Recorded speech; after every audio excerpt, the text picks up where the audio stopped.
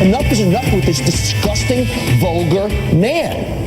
And to talk about women that way, and the irony is that you physically look like you do, beyond the stupidity of it. You're a pig.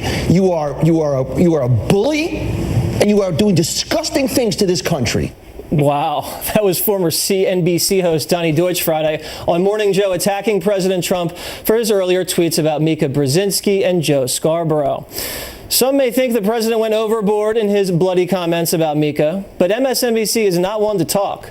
They spent nearly a decade personally trashing women like Sarah Palin in the most disgusting way. People like Joe Scarborough making fun of the way she speaks and her family. Even Martin Bashir was forced to resign after scathing comments about the former Alaska governor. So where's the outrage? Mark Levin, author of Rediscovering Americanism and host of CRTV Network's Levin TV, joins me now. So Mika's out there saying President Trump is a mentally ill narcissist dictator. And, personally, I don't think it was the smartest move for President Trump to go after her physical appearance. But, Morning Joe's been a platform that has been trashing women like Sarah Palin for ages. They're not really on firm ground calling the president a sexist, are they?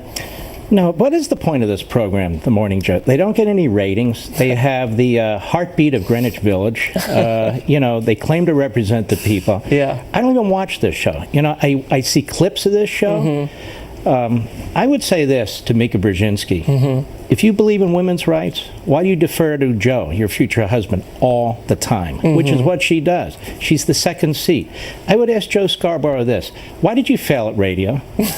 I know this because when he left WABC Radio, where I am, and on 3 other stations, he and she said, we're taking a little respite, to rebuild our radio show. And then they wind up on MSNBC. That show has less viewers than sonograms and airport radar, as far as I can tell. It's like CNN. If CNN didn't have airports, they'd have CNN nothing. wouldn't have no ratings. That's the only time I watch CNN is when I travel.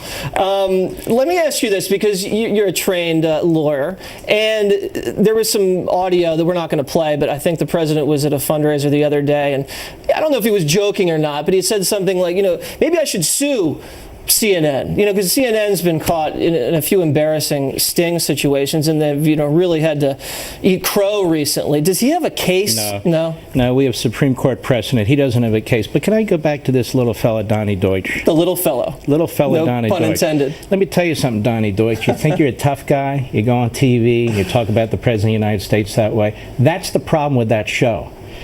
You want to be respected? Then you treat people with respect. You want to be a jerk? Then you're going to be treated like a jerk. Now look, whether we agree with the president or not, the fact of the matter is he's a proud man. Mm-hmm. He's an accomplished man. He's done more than Joe Scarborough has ever done in his life. You can challenge him on the issues. Right. Aggressively. I have. You can take him on certain personality traits and so. But when you call him schmuck and you start attacking and doing that sort of thing, you get no respect, and you don't deserve any respect either. So Mark Levin and Donnie Joyce, don't have these guys in the same green room. There could be trouble. Oh, I'm so nervous. Let me talk to you about health care. I've said at the top of the show, the health care bill coming out of the Senate's not going to be perfect. We all know Obamacare is far from perfect. What do you want to see happen? I think it's a disaster. And I think what the Senate's doing a disaster. If you ask the American people what the Senate's doing, they can't even tell you what the Senate's doing. No, I can't even tell you. I get paid to tell people. But that's the point.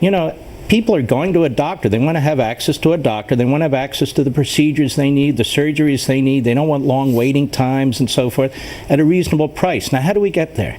Do we get there through the centralized type government system? Let me ask you a question. How many people do you know in America go to Canada for health care? How many people in America go to Britain for dental care? How many people in America go to France for health care? Right. On and on. We're the only industrialized country that doesn't have socialist health care. Good. What we need to do, I like the president's latest idea. If they can't pass something, and I hope they don't, because it's always in the mindset of the left, what are we going to do? It's all based on Obamacare. If the thing is repealed and you give 12 months notice, what happens in this country? That's 20 million people who need insurance. Right. They say, well, 20 million people won't have insurance. That's baloney. Free enterprise, entrepreneurs, insurance companies, they're all going to step in. They're going to offer different types of policy, maybe just catastrophic care, basic care, whatever it is. Right. They will make money. The prices will come down, and those 20 million people, many of them will have health care. Because I think the original idea behind Obamacare shouldn't have been expanding coverage. It should have been reducing costs. They promised to reduce costs. The costs went up. So now I think everybody wants costs to go down. It's bogus to say that people are going to lose insurance. Of course they're going to lose insurance because now they're not being taxed into getting insurance. And they push people into Medicaid. Yeah. And they say, look at this. Medicaid is a welfare program. Yeah, and it's exploding. It's exploding like all the other welfare programs. And here's the thing. They think, look at all this coverage people are getting Medicaid. People on Medicaid don't like Medicaid. Let's open up the system. We don't even discuss it. We don't even debate it. And the Republicans in the Senate aren't either. So I like this idea. Repeal the thing. Give 12 months to the private sector, unleash the private sector, and those 20 million people are likely to have good health care. That's true. I had Spicer on the other day, and I said, when are we going to do the buying across state lines deal? And he said, phase 2.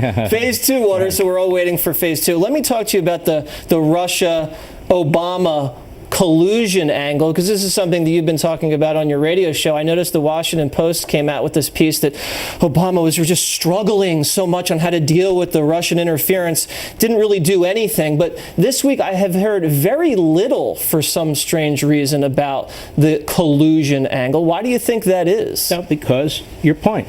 Barack Obama was president, commander-in-chief. He was responsible for protecting us from cyber warfare.